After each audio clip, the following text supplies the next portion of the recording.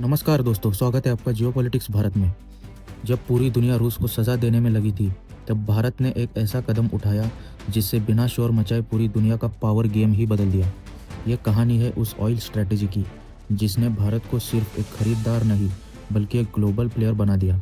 कैसे भारत चुपचाप global oil war जीत रहा है, आइए समझते हैं इस वीडियो में। भाग 1। संदर्भ 2022 में जब रूस और यूक्रेन के बीच युद्ध शुरू हुआ, तो अमेरिका और यूरोप ने रूस पर भारी सैंक्शंस लगा दिए। उनका मकसद साफ था, रूस की इकोनॉमी को तोड़ना, ताकि वो युद्ध जारी न रख सके।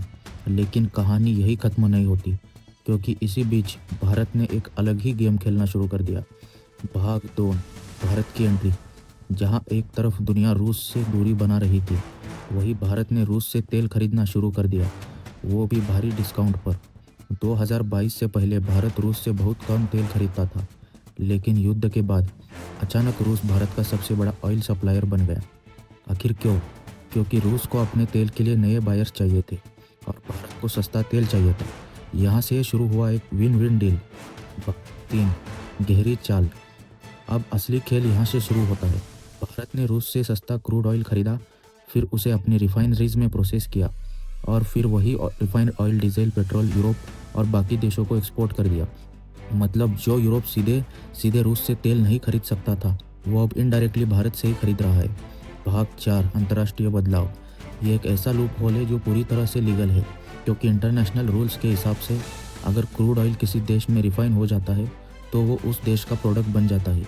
यानी रूस का ऑयल भारत में रिफाइन, अब वो इंडियन ऑयल बन गया, और यही है भारत का मास्टर स्ट्रोक। भाग 5। रणनीतिक विश्लेषण, स्ट्रैटेजिक एनालिसिस। इसी पूरी स्ट्रैटेजी से भारत को 3 बड़े फायदे हुए। पहला, सस्ता तेल मिलने से भारत की इकोनॉमी मजबूत हुई, इन्फ्लेशन कंट्रोल में रहा और ग्रोथ स्टेबल रही। दूसरा, भारत की ग्लोबल इंपॉर्टेंस बढ़ गई, आज हर बड़ा देश भारत के साथ रिलेशन मजबूत करना चाहता है। तीसरा, भारत ने अपनी स्ट्रैटेजिक इंडिपेंडेंस दिखाई, मतलब भारत किसी एक ब्लॉक पर डिपेंड नहीं है। भाग 6। व्यापक दृष्टिकोण।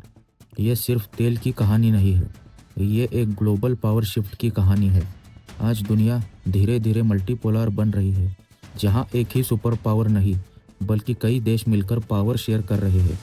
और इस नए वर्ल्ड ऑर्डर में भारत एक की प्लेयर बनता जा रहा है। भाग 7। निष्कर्ष। जहां एक तरफ दुनिया रूस को आइसोलेट करने में लगी थी, वहीं भारत शांति से अपनी पोजीशन मजबूत कर रहा था। यह स्ट्रैटेजी दिखाती है कि भारत अब सिर्फ रूल्स फॉलो नहीं करता, बल्कि स्मार्ट तरीके से गेम खेलता है। भाग 8। मेरा खुद का ओपिनियन। तो दोस्तों, मेरे अकॉर्डिंग भारत को हर एक देश के लिए साथ बैलेंस बनाकर चलना होगा, क्योंकि भारत के लिए यूएसए एंड रशिया दोनों कंट्रीज इंपॉर्टेंट है। एंड क्योंकि भारत का ओवरऑल ट्रेड यूएसए के साथ सरप्लस है, इससे भारत को बहुत फ़ायदा होता है। भारत को इससे फॉरेन रिजर्व मिलते हैं, जबकि रशिया भारत का ऑयल के साथ साथ एक रिलायबल डिफेंस पार्टनर भी है।